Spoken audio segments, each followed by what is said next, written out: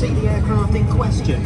Originally built as an S-2A tracker, it served with the US Navy as a submarine hunter and later as a training aircraft. When it was retired from the Navy, it was converted into a firefighter in 1973.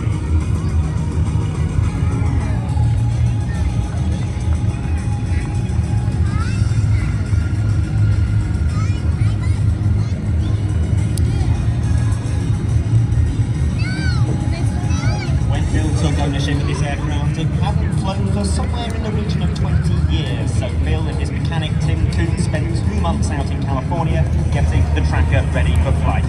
Eventually, it was ready to be flown to its new home here in Kansas, where an even more meticulous restoration began, installing new oil and hydraulic systems and specialist radios that allow the aircraft to operate with the Kansas Forest Service. It became operational in July 2019.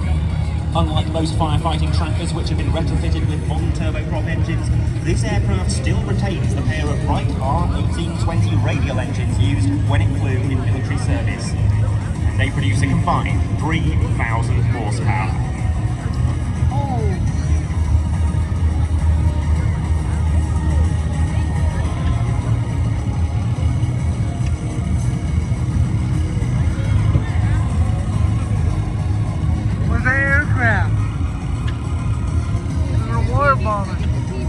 As the S2 works its way around, we do want to make a quick PSA. If your name is Kara Harris or Kelly Mitchell, or Kara Harris, please make your way to the entrance to the Hospitality Village for lost items. Thank you.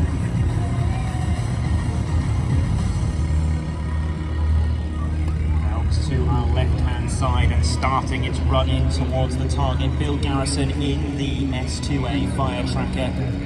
What do you think, Luke? Is he going to be able to put out our little problem fire today? Well, I sure hope so. Come on, Bill, let's do it. Where is it?